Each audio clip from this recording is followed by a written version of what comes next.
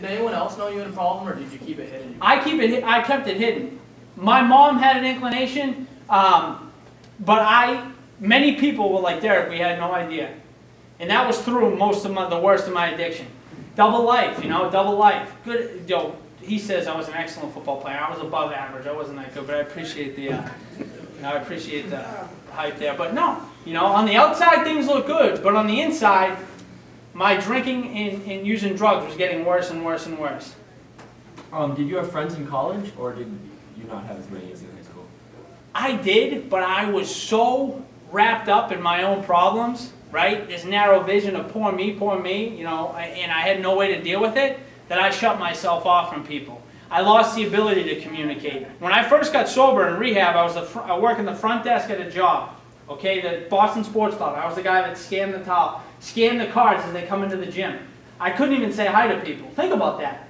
I'm like behind the desk, I'm getting sober, I was homeless 2 months ago and I'm in Boston, and they're coming in and I'm like, and they were good looking girls, and I'm going, I think I'm a loser behind here. There's that negative self-talk, that fear-based thinking. You got no chance with these girls, you live in a rehab. They're all professionals in downtown Boston. I'm like 2 months sober, my track marks on my arm are just starting to clear up, and I got nowhere to go, right? So that was what it did to me. I didn't have the ability to open up. But yeah, I had plenty of friends, but I withdrew from life. And the people that loved me, I removed myself from those situations. Does that make sense? Yep. When did you get hooked onto the opioids?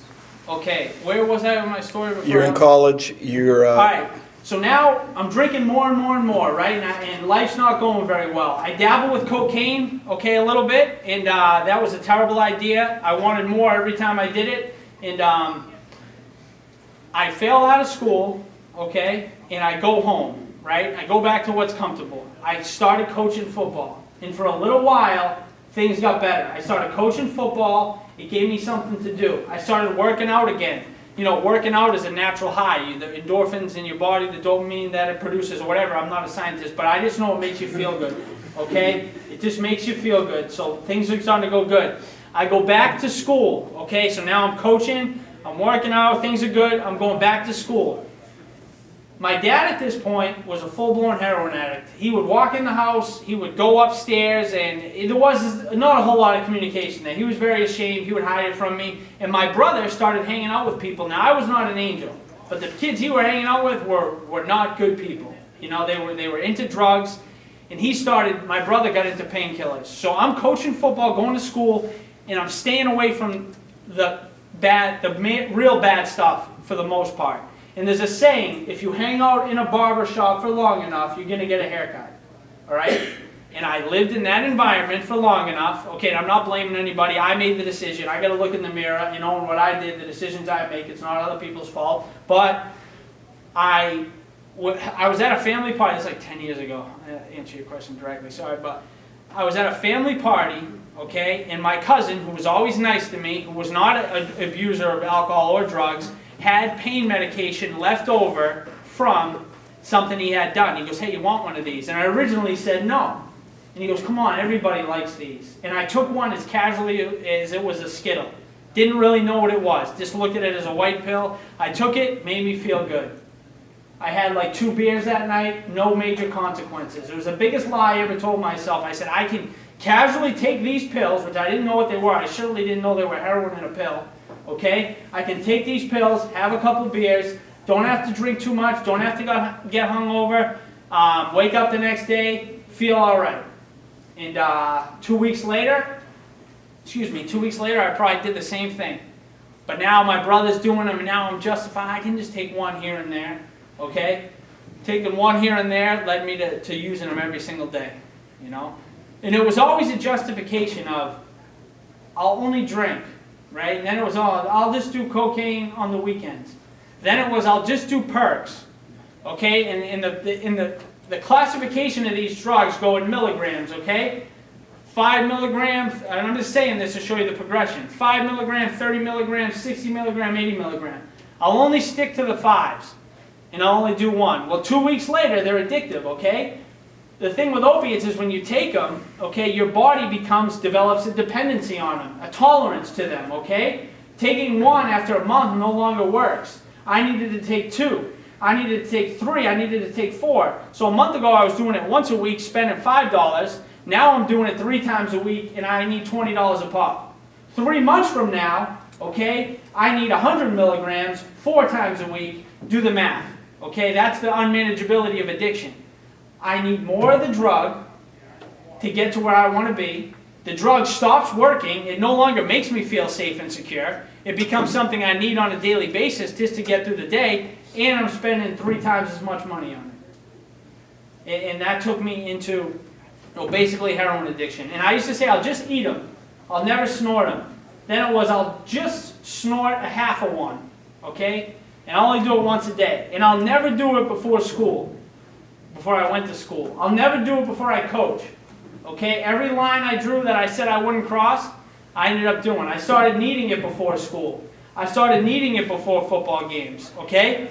I started needing it the same way normal people need oxygen. And I don't mean that in like a kind of, like, I really, not like, you took that away from me and I went into shock. If you hold your breath and you start to panic because you're not getting the oxygen, that's how I felt when I didn't have that drug. And that is why, and I'm saying that because that's how powerful the drug was.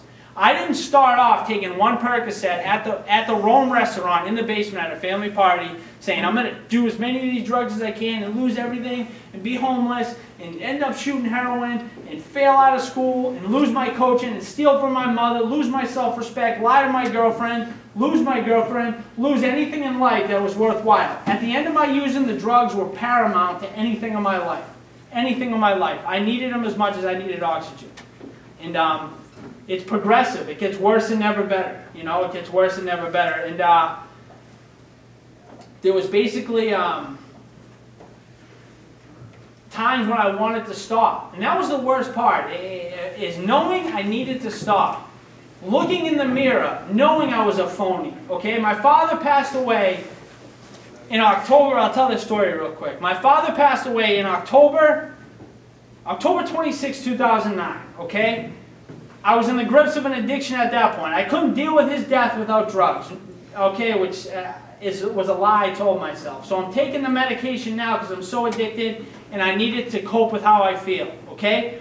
I met this girl, Kate, about 2 months after my dad died, and it was the first time, okay, I felt like I was very depressed after my dad died.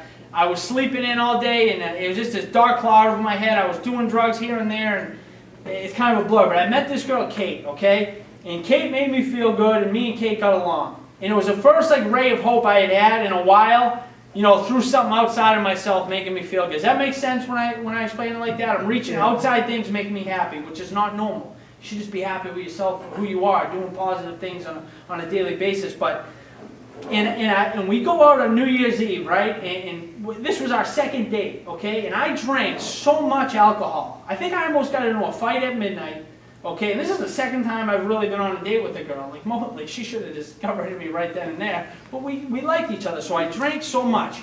I'm sneaking into the bathroom. I'm snorting OxyContin. I'm snorting Percocets. They're all out having like a normal social time. I'm over 21 years old at this time, so they're drinking, and I'm doing drugs, and she has no idea, okay? I go home, you know, she's like, hey, we'll talk tomorrow. I'm like, oh, sweet, like I'm excited about that, like the prospects of having a girlfriend. And I walked in the house, and I fell to the ground, and I burst out in tears. I'm talking sobbing, crying.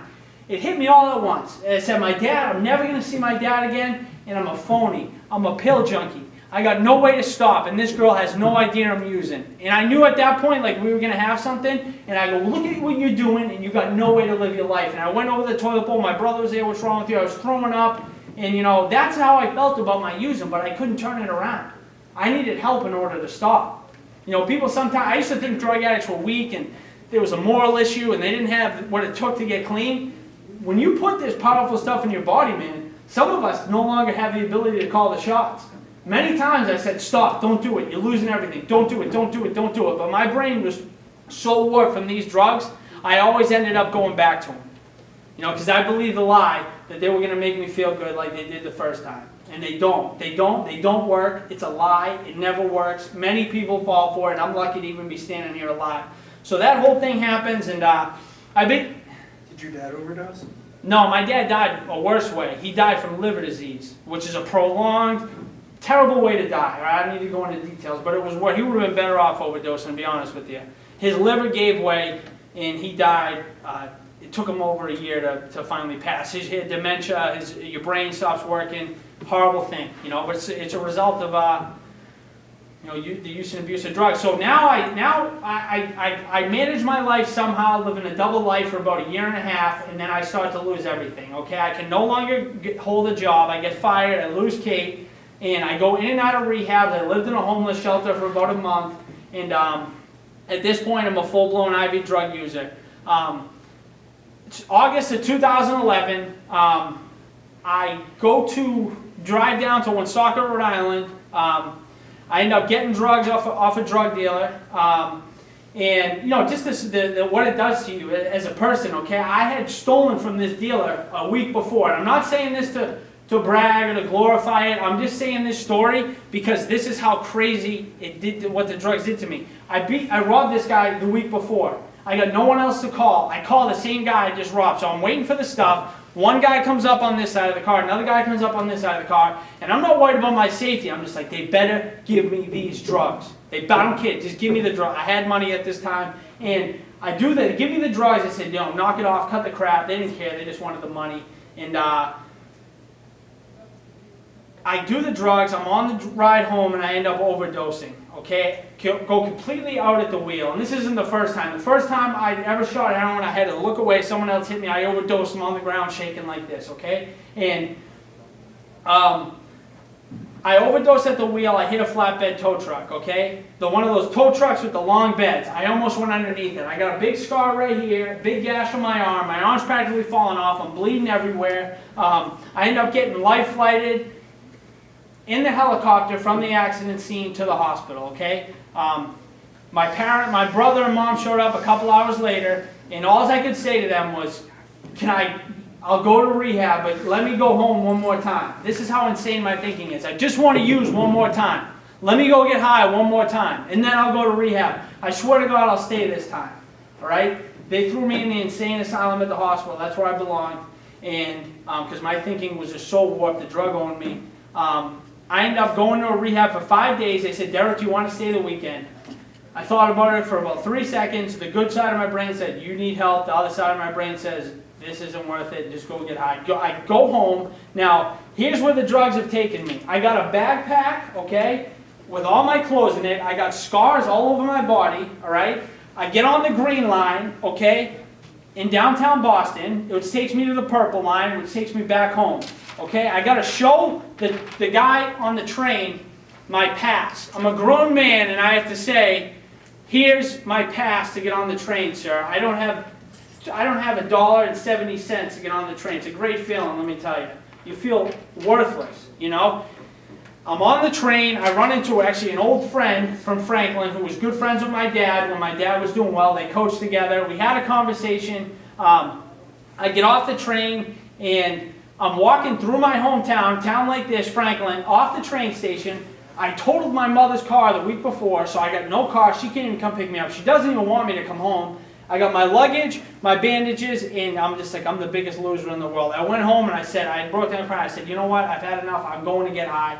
I don't care what the consequences are. I rip my mother's purse. I take the money. I wrestle with my brother. I got no cell phone. I take his cell phone because I need a phone to call the dealer. I get on a bike. I'm pedaling down Rhode Island. My brother calls me and said, we just called the cops. They're looking for you. I ditch the bike. I go up to people. I'm in a parking lot going, hey, can you give me a hand? My mother's sick in Woonsocket, Rhode Island. I need a ride. I need a ride. Finally, some guy lets me jump in his car. He drives me 2 miles. He kicks me out. He said, get the hell out of my car, kid. You know, like, enough. And 10 steps later out of that car, I was in handcuffs from a guy, a Franklin police officer who knew my family. I was in a cell and spent 27 hours in that cell. Another awesome experience. The cells are very comfortable. Concrete slab. Lights are on 24/7, okay? The lights shine right in. I'm withdrawn from drugs. I got one pillow. I got the most uncomfortable sheet known to man, okay? I don't even know what it's made out of, but, you know, and I'm just sitting there going, how did my life get here? How did I get to this place, all right? And my cousin finally bails me out, and I end up going to rehab a couple days later. On the way to rehab, do anyone know what the Pine Street Inn is? No? Anyone know what the waterfront, Weston Waterfront Hotel is in downtown Boston? All right, the Pine Street Inn is a homeless shelter. The Western Waterfront is a really nice hotel. He goes, you walk out of another treatment center, we're driving through downtown Boston, he goes, you're going to the Pine Street Inn. I go, what the hell is the Pine Street Inn? He points, it's a homeless shelter, downtown Boston. My option was go to rehab, okay? Go to rehab, or I'm gonna be homeless, all right? And they meant it this time. I had restraining orders, my mother, father, restraining order against me, and this was all for my safety. They just wanted to see me get well, you know? They were doing the best thing for me. That tough love at that point was the best thing for me. And I ended up going to rehab, and you know, my life got a lot better, but that was the, you know, decisions that I made that led me to that point. I was lucky to even get there. There was plenty of times I could have easily, you know, a couple inches more on that tow truck, it would have been my head, not my arm. You know, it would have been this and then decapitated. Or how about this? You know how you make decisions? You ever read in the newspaper someone, you know, drinking and driving, vehicular homicide, they end up killing someone? Yeah, no? Yeah.